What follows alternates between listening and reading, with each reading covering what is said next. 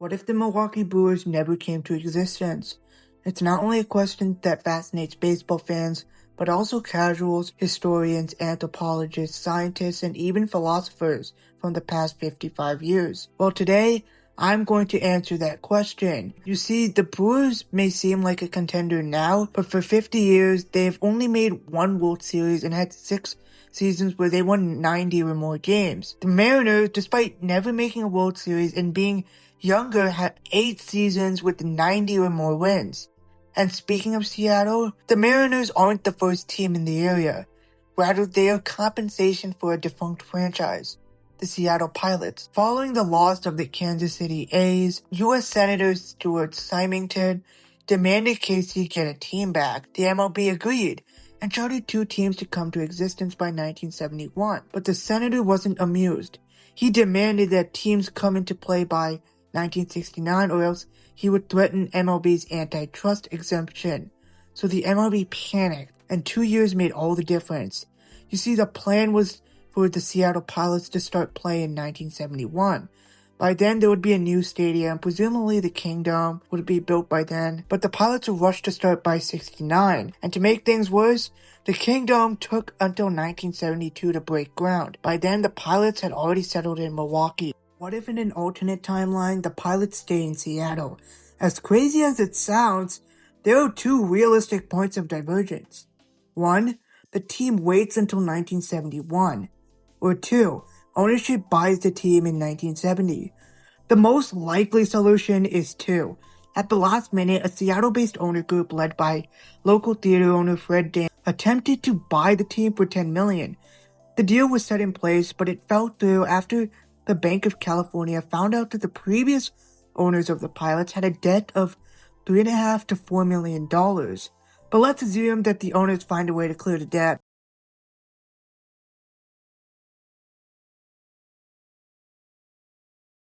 So with Seattle having a team, Milwaukee is left barren.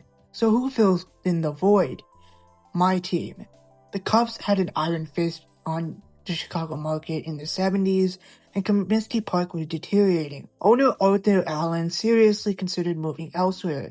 As you likely know throughout history, there were many attempts to get the Sox out of Chicago. And in 1975, in this alternate timeline, thank goodness, the White Sox played their first game in Wisconsin. The 1977 expansion happened because the Pilots relocated, but in this alternate timeline, it doesn't. We have 24 teams already, all are stable, and they already have a Canadian team. So the MLB waits until 1981.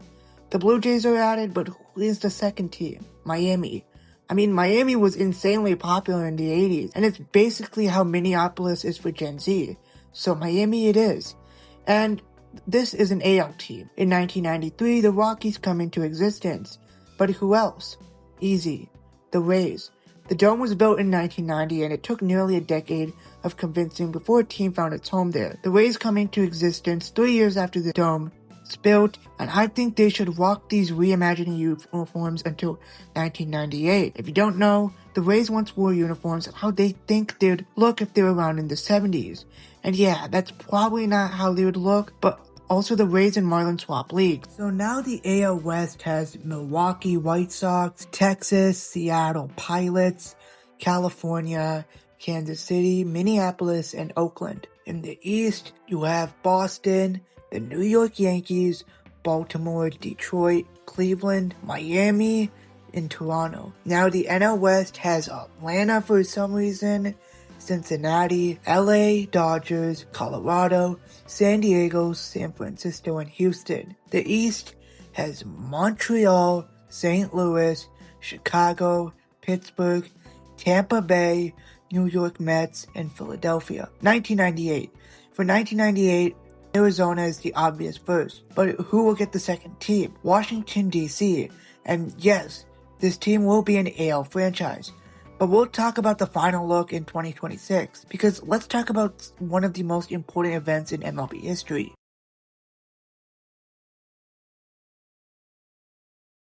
I want to talk about 1994. You know the story.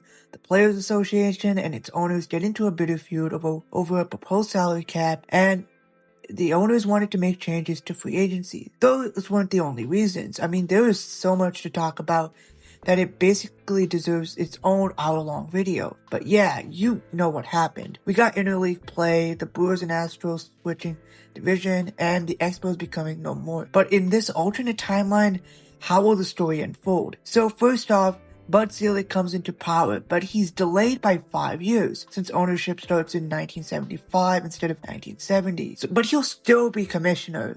But he'll still be commissioner by then, right? Well, he came into acting/de facto commissioner in 1992, and that was after 22 years of experience. In this alternate timeline, he has 17 years. While his name might be thrown into the hat, I think he has a very unlikely chance of getting the job. So, who is commissioner then? Well, at first you might think the previous commissioner, Faye Vincent, will just continue his reign, but he was voted out 18-9 by the owners. I also considered George W. Bush, as he was in the MLB circle by 92, and has the president as his father. Even further, Bush becoming commissioner could have massive changes in the 21st century, especially on the geopolitical and environmental scale. But Bush taking power is even bigger of a stretch, as he only had part ownership of the Texas Rangers and had been in MLB circles for just 3 years. After hours of research, my guess on who should be commissioner is Paul Beeston, an executive like-minded commissioner. And Beeston, by then, who would have built the World Series Blue Jays if they even won a World Series by then, with how screwed this timeline is. But anyway, he was moderate, being one of the only few union-friendly figures, but at the same time, he had the mindset that the owners could deal with. So back to the most important question of this entire what if. How does the strike unfold? It still happens, but with some caveats. The strike isn't as hostile or demoralizing as it is in our timeline. While it still angers fans across the league and gets the government involved, Beeston's moderateness allows him to negotiate better with both players and the owners. There is a bigger emphasis on cooperation than breaking the players' union. In the end, he would add increased revenue sharing, competitive balance measures, luxury tax framework, and the preservation of free agency. We still get interleague play, as in my opinion, I just couldn't see a world without it, but no weird realignment with the Astros and Brewers, or pilots I guess. Remember, the Selig family still owned the Brewers in 94. But what about the World Series? Is it still cancelled? That's the big one. No, it's thankfully saved in the nick of time. The strike lasts from August 12th to October 14th. A bit optimistic, to be fair, but it ends after President Clinton gets involved. In our timeline, he got involved on that day to bring in a mediator, but there really isn't a mediator needed, as Beeston is the mediator, kind of. Instead, Clinton delivers a speech requesting that the leagues finish negotiation. With political pressure mounting and already being months ahead compared to our timeline, they find a way to close the deal. The postseason resumed from October 25th, and the World Series ends on November 13th, assuming it goes to Game 7. So what happens to our Expos?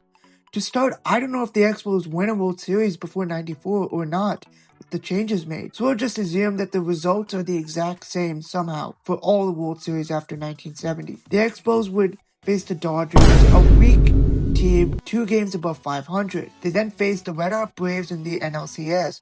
This is when it's really just speculation, but assuming they beat the Braves, they face the White Sox, and let's just say the Expos win it all. Now, there are still massive problems with the Expos, even if they win a World Series. I don't have the time to go over them, but with the World Series win, you get more sponsors, more competitive teams, from players willing to stay, and a higher fan attendance. They might also get higher chances of a new ballpark, so that means no relocation. Again, this isn't guaranteed, but let's say they get a new ballpark by 2000. If they do, they stay. And this is what the 2026 MLB looks like in this alternate timeline. In the AL West, you have Texas, Seattle, LA/Anaheim, the Athletics, and Kansas City. In the AL Central, you have Milwaukee White Sox, Cleveland, Detroit, Minnesota, and Toronto. In the East, you have Boston, the New York Yankees, Baltimore, Miami, and Washington. In the NL West, there's Arizona, LA, Colorado, San Diego, and San Francisco. Pretty much the same, like in our timeline. In the Central, you have Cincinnati, Houston, St. Louis, Chicago, and Pittsburgh. In the East, Montreal, Tampa Bay, New York Mets, Philadelphia, and Atlanta. So yeah, that's it. This entire scenario I laid out is probably, we don't know if it'll happen, but anyway guys, thank you so much for watching.